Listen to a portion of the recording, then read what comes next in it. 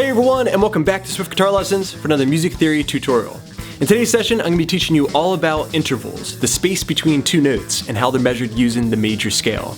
Discussing your melodies, harmonies, and chord changes by interval rather than note name allows us to discuss these techniques in the same exact way across all 12 keys.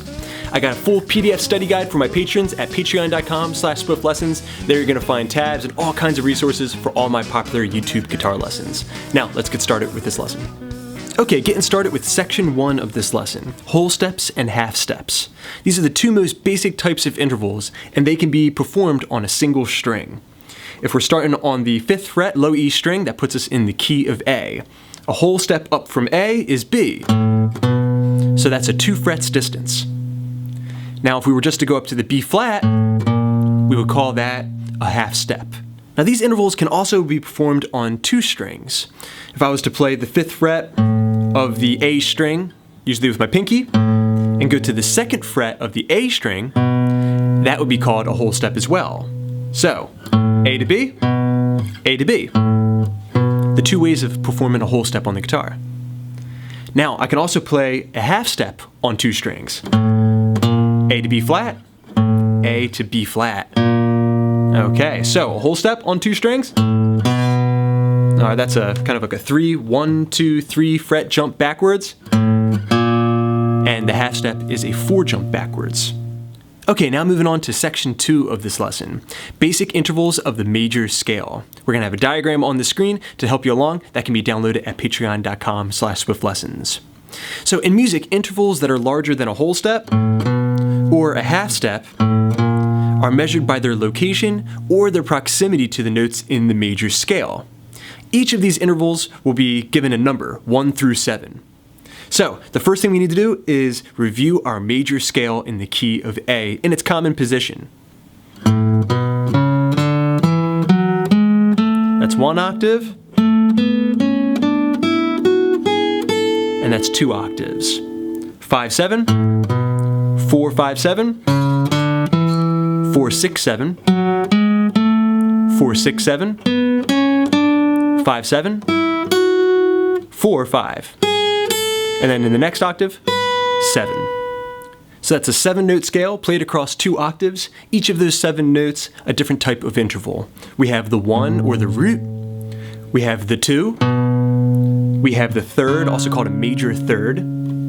The 4th, the 5th, the 6th, the 7th, sometimes called a major 7th, and the octave. Okay, so that's the 1 again. Then it just repeats itself. We have the 1, the 2, that major third, the 4, the 5, the 6, that major 7, and the octave again. Okay, so now at this point, if someone asked you to play a major third up from A, you'd be able to do it just by using the scale. So here's your major third. If someone asked you to play a 7th up from A, you'd be able to do that as well. 1, 2, 3, 4, 5, 6, 7. That's an interval of a 7. Okay, a 6th. Just like that. Okay, so these reveal all of the basic intervals. Now we're going to talk about the notes that are in between the scale tones.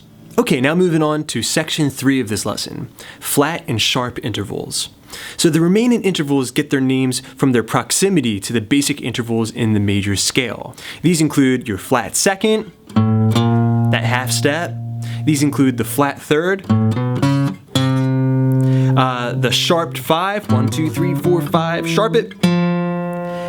The flat 5, 1, 2, 3, 4, 5, flat it. And also the flat 6. And also, finally, the flat 7, a very important note for all the people out there interested in blues and funk. There's 7, flat it.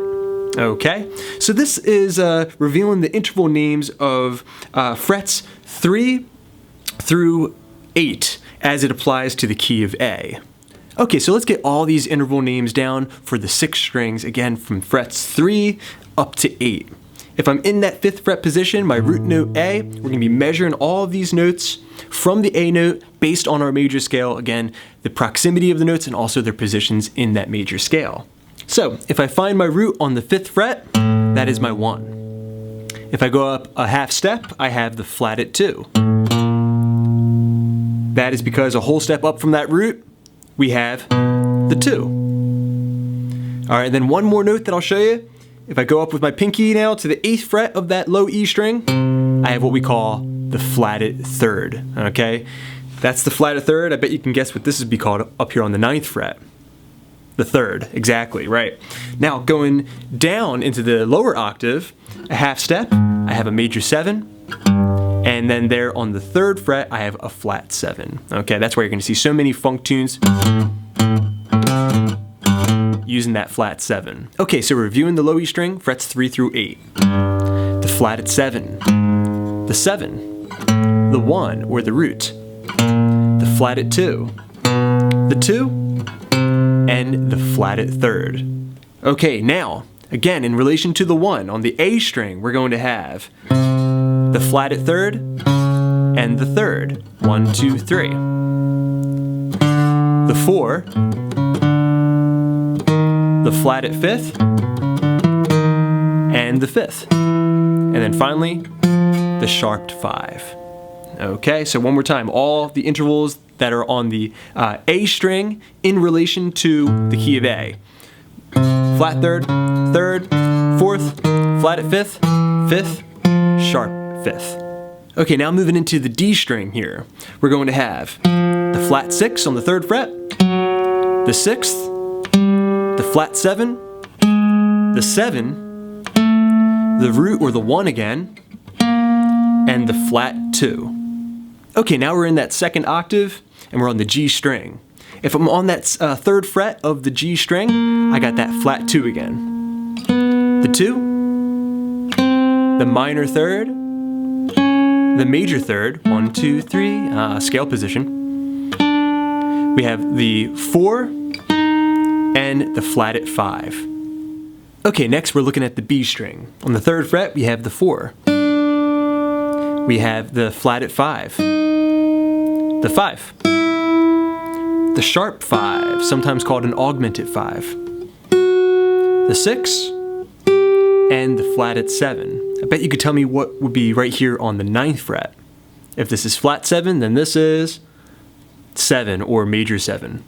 Okay, and finally the intervals on the high E string for the key of A, frets 3 through 8. We have that flat 7, the 7, and then the 1. From there we have the flatted 2, the 2, and the flat 3rd. Alright, so for those of you wondering, okay, what if we went a little bit further? Well, you know that if this is the flat 3rd, then what's this going to be called? The major 3rd. Okay, fantastic. Now we've mapped out the interval names for the key of A, frets 3 through 8, strings 1 through 6. Those intervals can be used to create tons of different melodies, harmonies, chord shapes, and also different guitar scales. You'll be able to look at scales like pentatonic and be able to tell me that it's the 1, the flat 3rd, the 4, the 5, the flat 7, and the 1 that create that scale. You'll be able to look at a major chord shape and be able to tell me that it's the 1, the 5, the 1, the major 3rd, the 5, and the 1 again that comprise that chord. That's why this is so powerful, because it's going to be true across all 12 keys. Even if I'm playing, for example, in the key of C, it's still going to be the 1, the 5, the 1, the major 3rd, the 5, and the 1 again that creates that C major chord. Okay, so intervals, the language of music. If you can get this down through lots of repetition, you'll be talking like a real musician. Alright everyone, thanks so much for checking out this music theory guitar lesson. I hope it was informative and revealed some of the mysteries behind the guitar. Thanks so much to my supporters. I hope you're enjoying the extra resources. I got many more videos coming up, so keep checking back. Please subscribe, please share. This is Rob at Swift Guitar Lessons in Philadelphia, saying happy picking.